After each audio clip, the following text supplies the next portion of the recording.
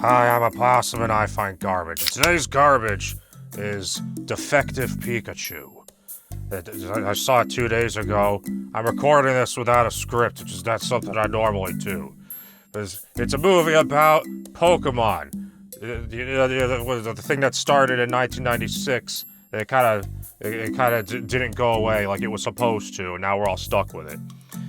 I remember back in the day, I collected all the Pokemon on my Game Boy in Pokemon Blue, but the last Pokemon game I played was, I think it was Pokemon Silver on Game Boy Color. So I know all these new Pokemon, like the ice cream cone, I think I remember the cow. I think that was you know, I don't know any of the new Pokemon. What is there, like 1,000 now? How do you people keep track of this? Like, am I getting old? I'm not that old. Jesus Christ, let's just start the review. Okay, the movie starts with this car driving, and Mewtwo breaks out of a thing in a laboratory and chases after the car. And he shoots it with his psychic beam thing, and it flies off the bridge. And then there's this black kid, played by Justice Smith. I don't know if he's related to Will Smith. I kind of doubt it. I hate him. But anyway, he's him and his friend are harassing a Cubone out in the field, and the thing beats him up because he sucks at everything. And I don't like him. So he gets a phone call while he's in the car, and it turns out his dad is dead. And his dad was the guy in the other car who went off the bridge because of Mewtwo, and he died. But you only think he's dead now. Turns out he's actually still alive at the end of the movie. If you haven't seen the movie, Jesus Christ. Oh yeah, he goes to some place called Rhyme City to talk to the police or something, because his dad was like a detective, and he has to like collect his I don't know, whatever you do when your parents die, I don't know. And then he goes to his old house, or his dad's house, and he goes through his stuff, and he finds a purple vial. And like some kind of an idiot, he pushes a little button on it while holding it up to his face and sprays purple smoke in his face. Then the purple smoke goes outside, and there's like these monkey things, purple monkey things, climbing up the side of the building. And the smoke, they breathe in the smoke, and it makes them go berserk. They go nuts. And then Justice Smith finds I cannot remember his character's name. So Justice Smith finds the Pikachu is in his apartment.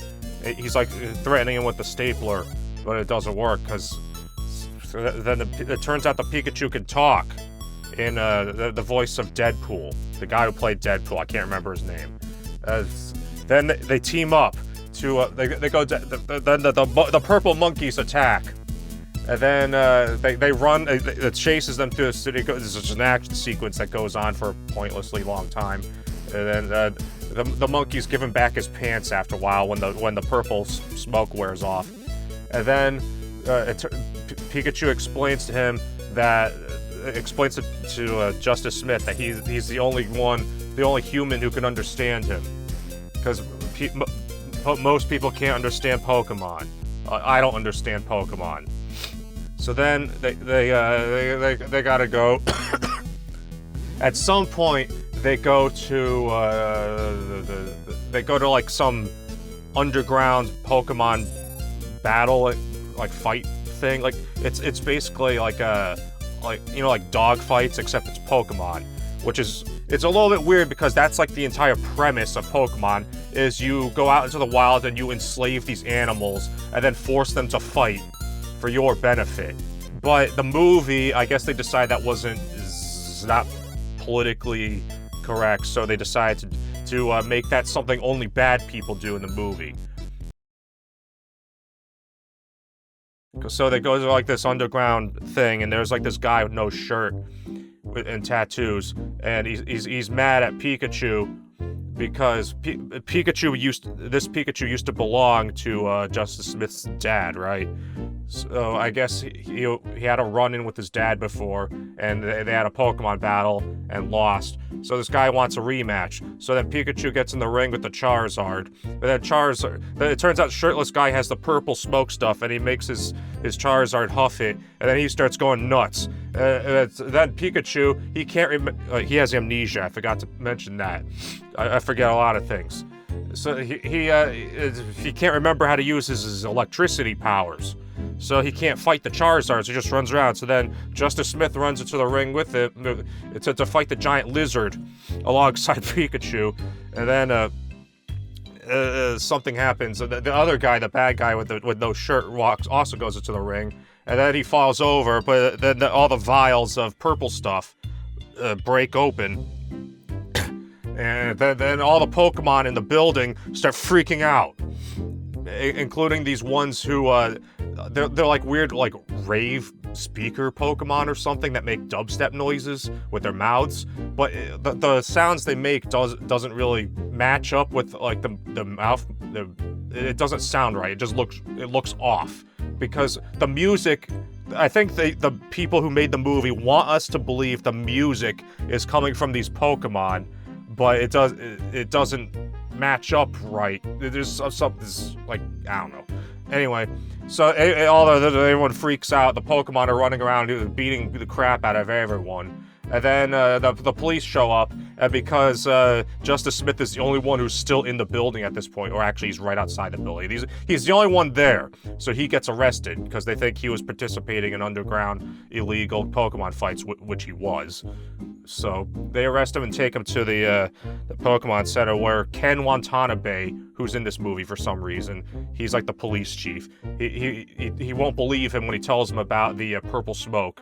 So then I guess they just kind of let him go, and he has like a dramatic moment with Pikachu, sitting by the fountain where they're talking about nothing, and then some lady shows up in a black car, and she's like gestures for them to come over. She doesn't talk, so she just gestures for them to come into the car. Then they go to the factory. I mean, not the factory, the big tall skyscraper with a rich guy who's obviously going to turn out to be the villain lives. He's a guy in a wheelchair. Oh, and there's this little subplot with like a love interest who's like this lady who wants to be a reporter, but that kind of goes nowhere, so I kind of forgot about her until now.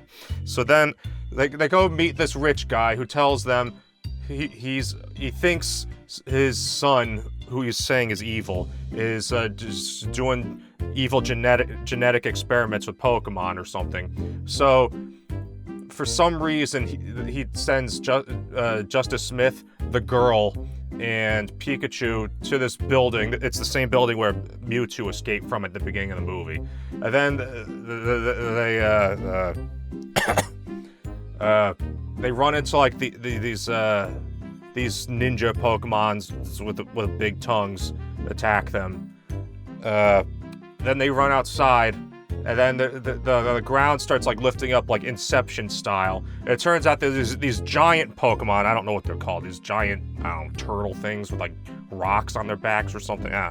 It turns out that they're giant, and the whole Earth is like ripping it up because the entire ground is these Pokemon, right?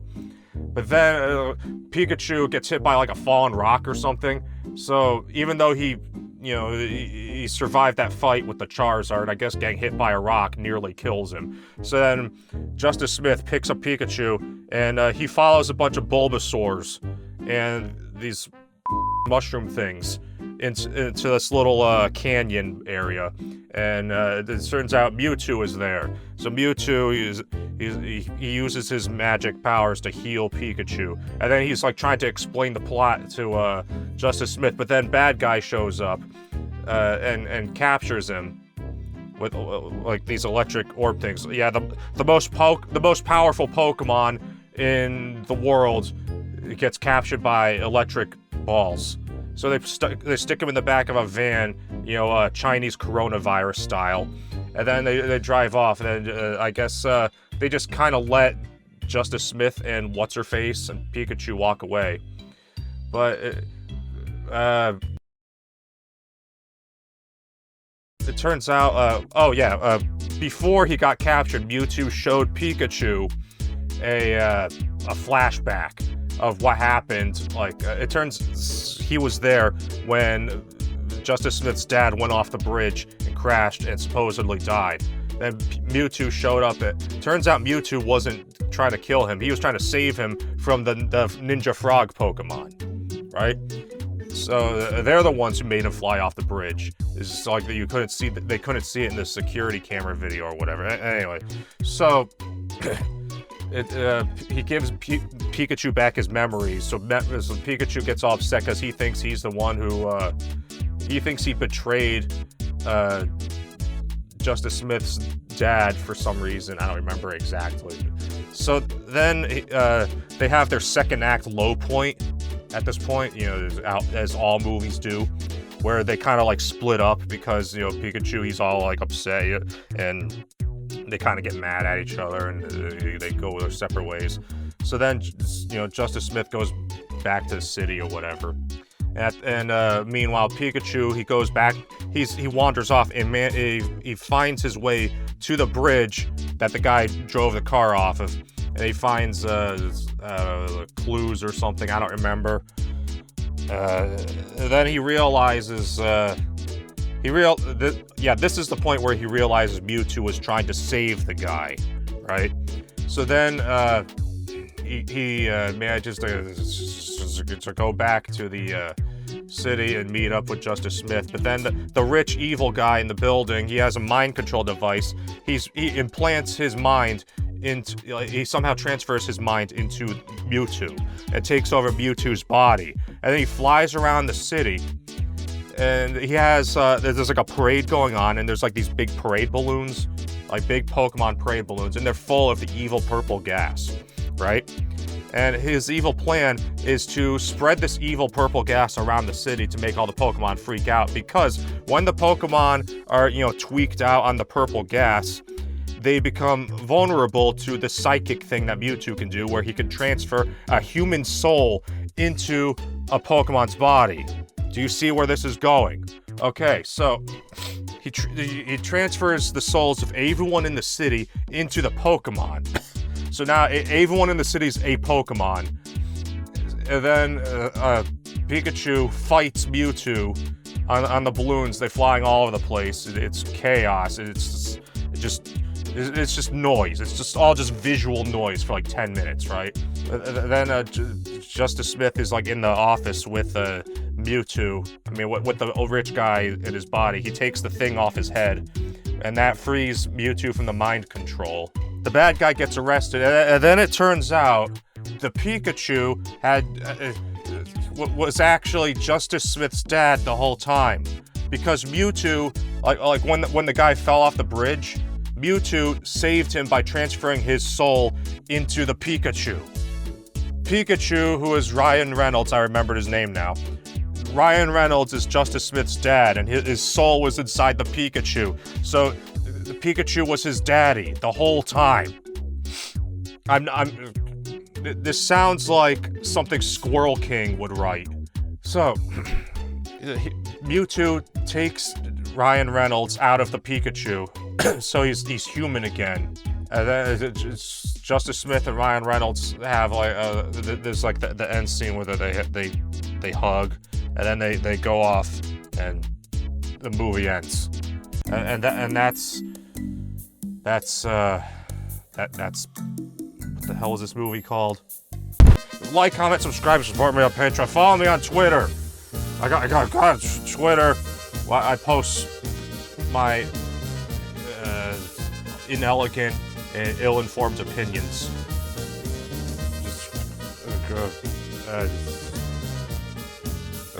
That's enough.